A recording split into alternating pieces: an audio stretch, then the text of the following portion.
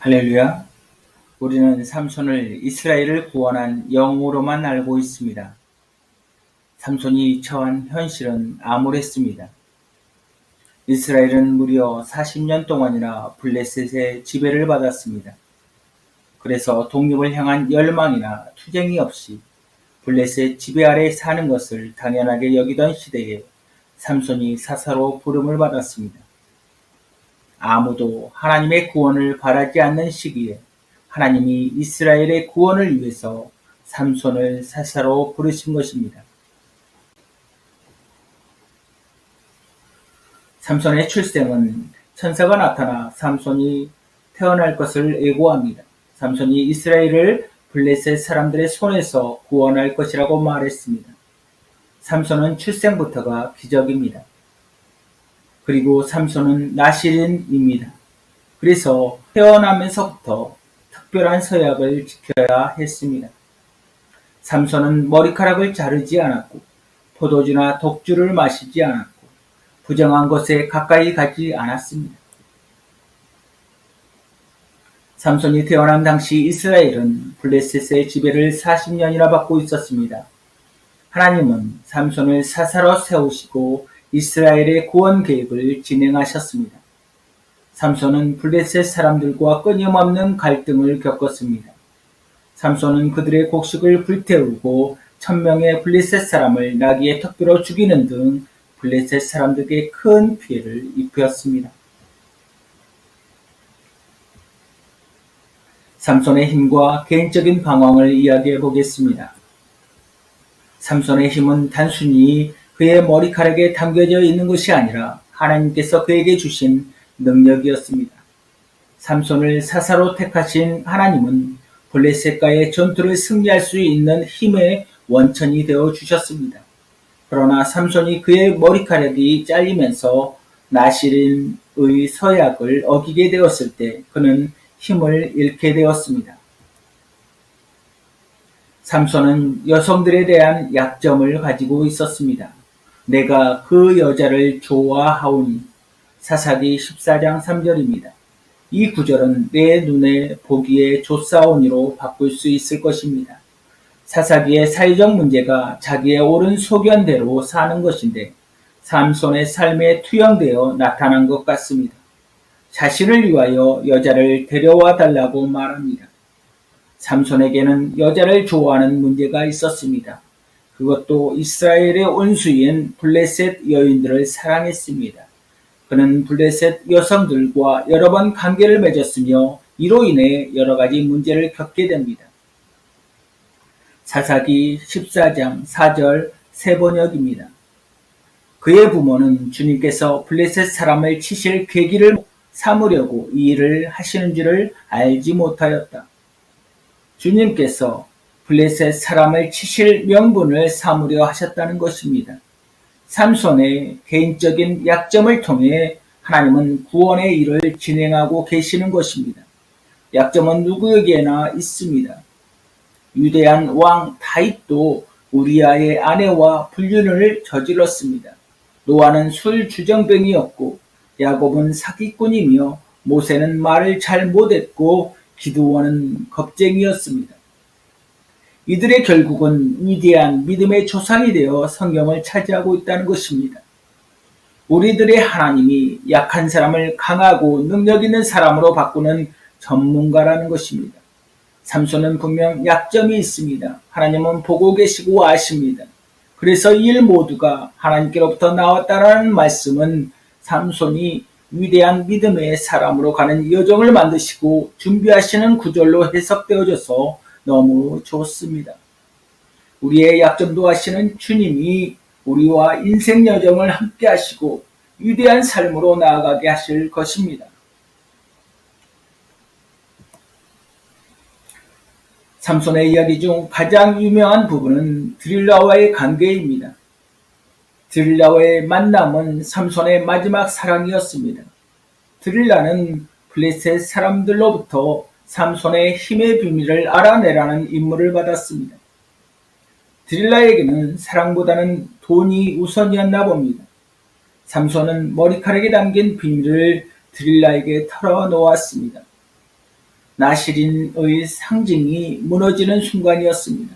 결국 삼손이 잠든 사이 드릴라에 의해서 머리카락이 잘립니다.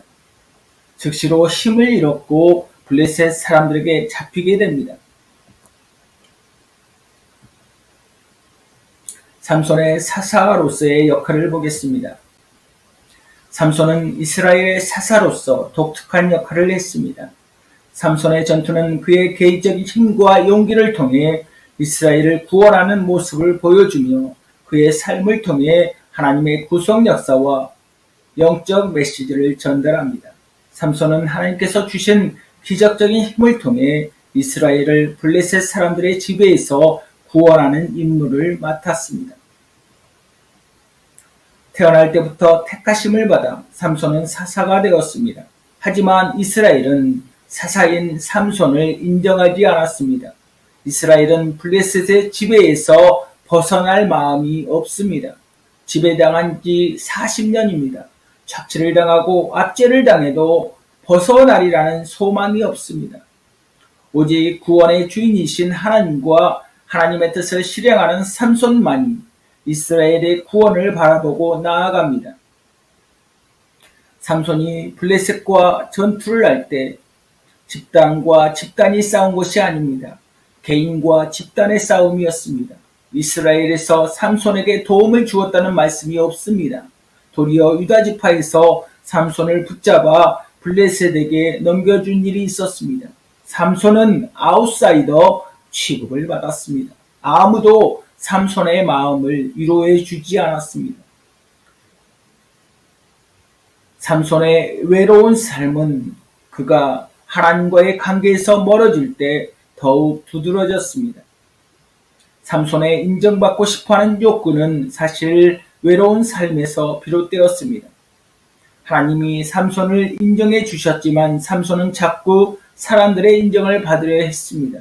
그러나 마지막 순간에 하나님께 돌아와 기도하며 자신의 약점을 내려놓았을 때 하나님의 영이 삼손에게 다시 힘을 주었습니다.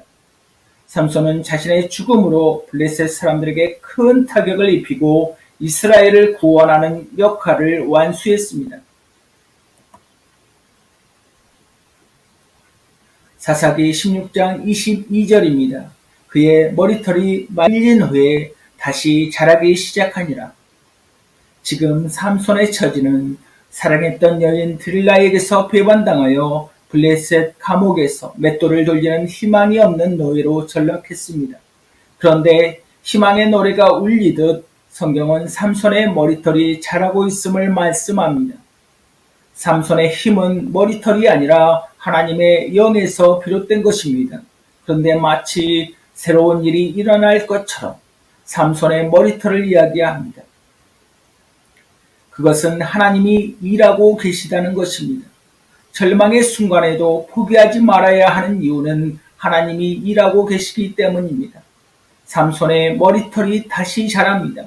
이는 그의 힘이 다시 돌아올 가능성을 암시합니다. 그의 최후의 승리를 준비하는 중요한 순간이기도 합니다.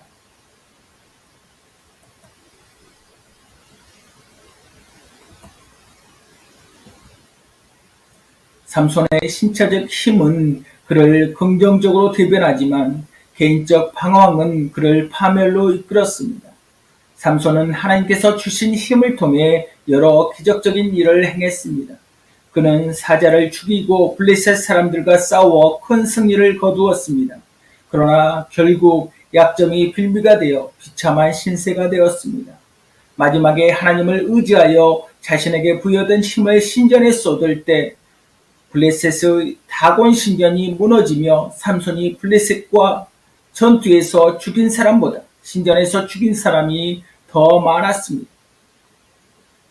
내게 있던 힘과 약점을 하나님 앞에 내려놓으면 가장 빠른 시간에 문제가 해결되는 것을 경험하게 될 것입니다. 사사기 15장 20절입니다. 블레셋 사람의 때에 삼손이 이스라엘의 사사로 20년 동안 지냈더라. 삼손의 출생은 천사가 그의 부모에게 예고한 것으로 하나님께서는 그를 특별한 사명으로 선택하셨습니다. 삼손이 블레셋과의 전투에서 승리한 것은 전적인 하나님의 은혜입니다. 하나님이 인정한 사사 삼손입니다. 그런데 백성이 사사로 인정하지 않았습니다.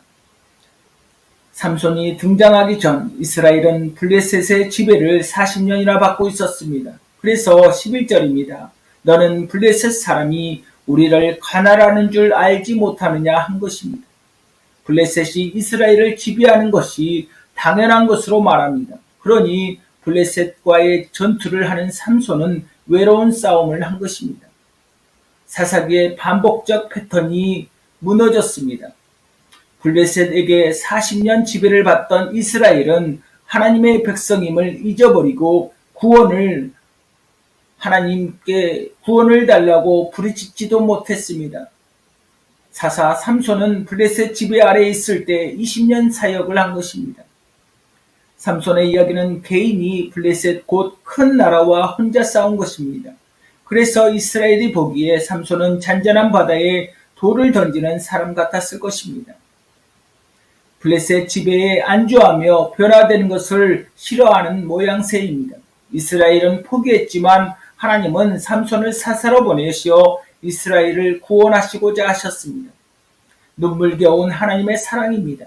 백성은 알지 못하나 하나님은 이스라엘을 사랑한 나머지 구원의 일을 멈출 수 없으셨나 봅니다.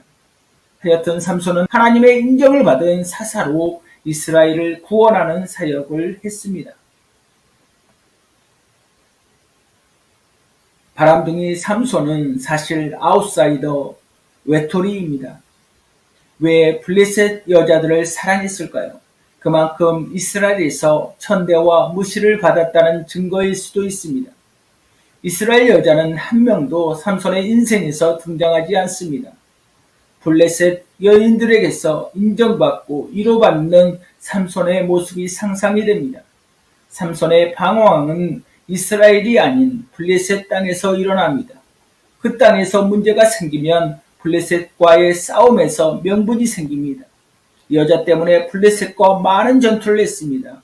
사사로서 하나님께 부여받은 힘으로 블레셋과 싸움을 하는 삼손의 이해할 수 없는 행동을 모두 여자 문제 때문이라고 말하기에는 무리수가 있어 보입니다. 전투가 일어난 현장이 블레셋 땅이었다는 것입니다. 블레셋 땅에 핵포탄인 삼손이 떨어져서 블레셋에서 많은 사람이 죽었다고 보면 될 것입니다. 그러므로 여자를 핑계 삼은 삼손의 고군분투였다고 생각해야 할 것 같습니다. 애굽 땅에 있던 모세도 자신과 같은 친족이 학대를 받자 애굽 사람을 죽인 일이 있었습니다. 삼손도 이스라엘의 구원을 바라보며 고군분투한 것으로 보입니다. 결국 다곤 신전을 무너뜨렸을 때 혼자 애쓴 결과보다 더 많은 사람을 죽였습니다. 그것은 전능하신 하나님께 내가 가진 것을 내려놓으면 우리보다 더 큰 일, 더 큰 기적을 이루신다는 것을 보게 됩니다. 삼손의 이야기는 여기까지입니다. 감사합니다.